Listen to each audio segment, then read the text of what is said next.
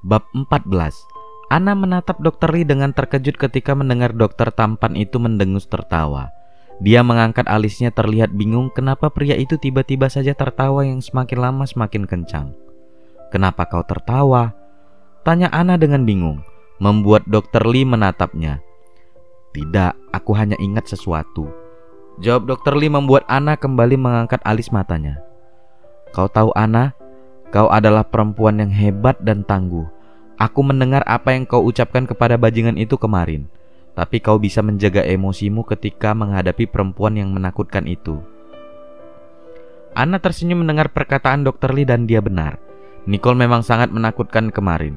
Bahkan kau bisa menahan emosi kemarin. Tapi satu yang bisa mengalahkan ketangguhanmu itu.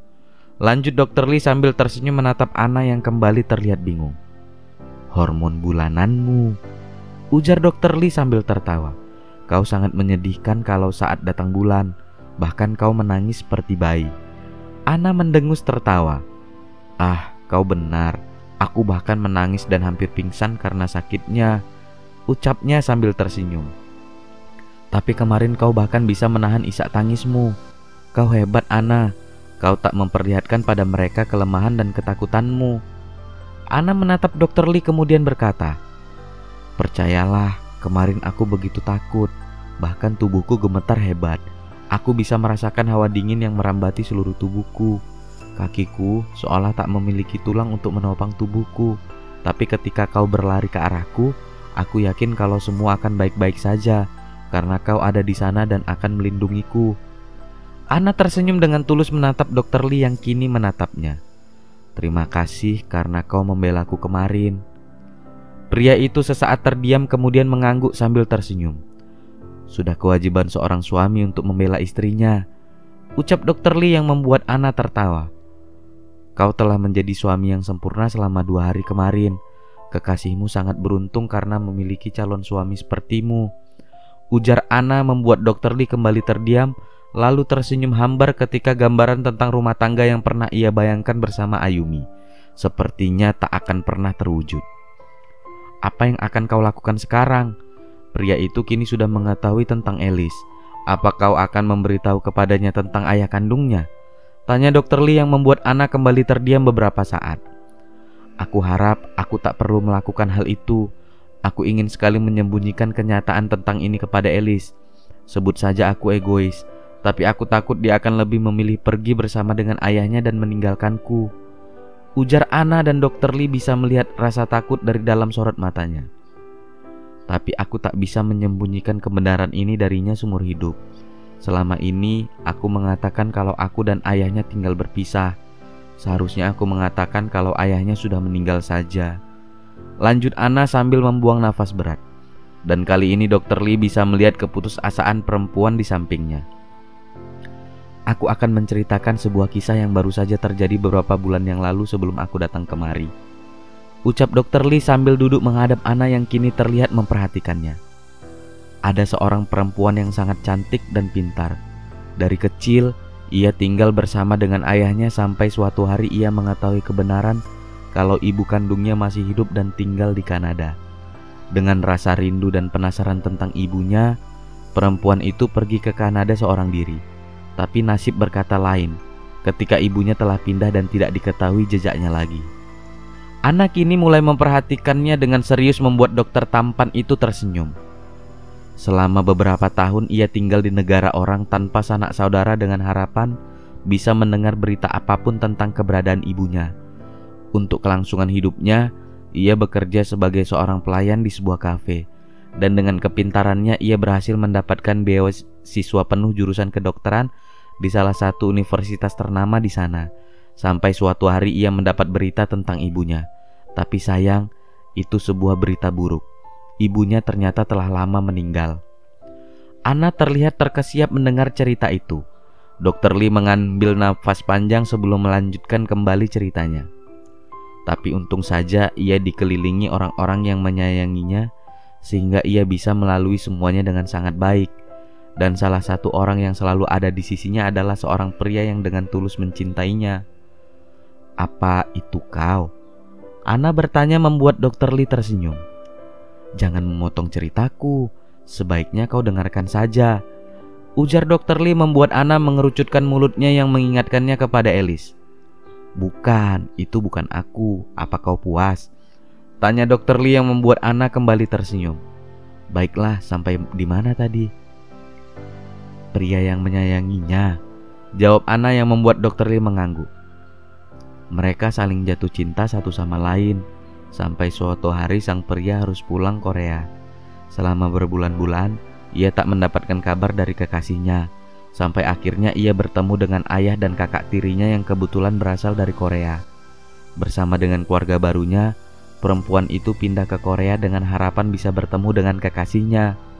"Apa mereka bertemu?"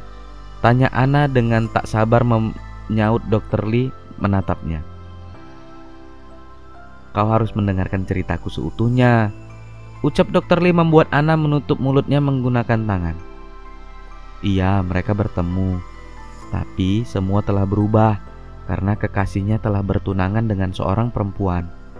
Anna membelak-belakkan matanya tak percaya, dan ia akan memaki ketika melihat Dr. Lee melotot ke arahnya, membuat perempuan itu menutup mulutnya rapat-rapat. Dia melakukan itu karena salah paham, tapi akhirnya mereka bisa menyelesaikan kesalahpahaman itu walau memerlukan waktu yang cukup lama, hingga membuat perempuan itu memutuskan untuk memulai hubungan dengan pria lain, ucap Dr. Lee yang kemudian membuang nafas berat, dan Anna bisa melihat perubahan pada raut wajahnya yang terlihat sedih dan hanya terdiam beberapa saat terlihat menerawang, sampai akhirnya ia berhem dan kembali menatap Anna. Tapi pada hari di mana mereka memutuskan untuk kembali merajut hubungan, sebuah kecelakaan terjadi yang menyebabkan perempuan itu koma. Dr. Lee kembali terlihat menerawang. Ia masih bisa melihat Ayumi yang terbaring di ruang UGD dengan bersimbah darah, dan saat itu ia merasakan dunianya seolah hancur. Sekuat tenaga ia berusaha mengembalikan detak jantung dari perempuan yang ia cintai yang sempat hilang. "Dr. Lee," suara Anna kembali mengembalikan kembali lamunannya. Ia terlihat beberapa saat tapi kemudian bisa menguasai dirinya dan mulai kembali bercerita. Dia kehilangan banyak darah dan nyawanya dalam bahaya karena dia memiliki golongan darah langka. Semua keluarganya melakukan tes untuk mendonorkan darah, tapi tidak ada satupun kecocokan dari mereka semua. Dan sebuah rahasia besar selama 20 tahun akhirnya terkuak. Perempuan itu bukan putri dari pria yang selama ini ia anggap ayahnya. Dr. Lee kembali mengambil nafas berat. Matanya menatap Anna dengan sorot mata sedih. "Apa kau bisa menebak dia putri siapa?" tanya Dr. Lee yang dijawab Anna dengan gelengan kepala. "Dia adalah putri dari pria yang tak lain adalah ayah kekasihnya sendiri." Anna membelalakkan mata dengan kedua tangan menutup mulutnya, terlihat terkejut dengan akhir dari cerita itu. Mereka terdiam beberapa saat tak mampu untuk berkata-kata, sampai akhirnya Anna memecah keheningan. "Jadi mereka kakak beradik?" ucap Anna dengan lirih yang dijawab anggukan oleh pria di sampingnya, tanpa mengalihkan matanya dari aliran sungai di hadapannya. "Apa kau paham maksud dari cerita ini?" tanya Dr. Lee sambil menatap Anna lembut. "Anna, walaupun berat, tapi suatu hari nanti kau harus mempertemukan Alice dan ayahnya. Bukankah dia juga memiliki anak laki-laki?" Anna kembali terkesiap mendengar pertanyaan Dr. Lee. Jantungnya kembali berdetak kencang. Di satu sisi ia setuju dengan pemikiran pria di sampingnya, tapi di sisi lain ia ingin mengakui kebenaran itu. "Tapi bagaimana kalau dia ingin mengambilnya dariku?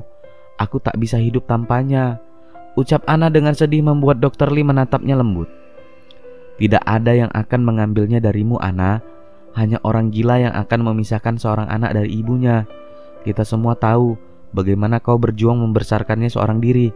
Dan kalau sekarang dia datang begitu saja dan ingin mengambilnya darimu, dia benar-benar seorang bajingan sejati." Anna terdiam tak bisa berkata apa-apa.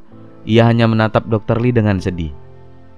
"Hei, kenapa kau bersedih seperti itu?" "Anna, maksudku tidak sekarang. Nanti ketika Alice sudah dewasa dan bisa memahami tentang apa yang sebenarnya terjadi. Itu masih sangat lama.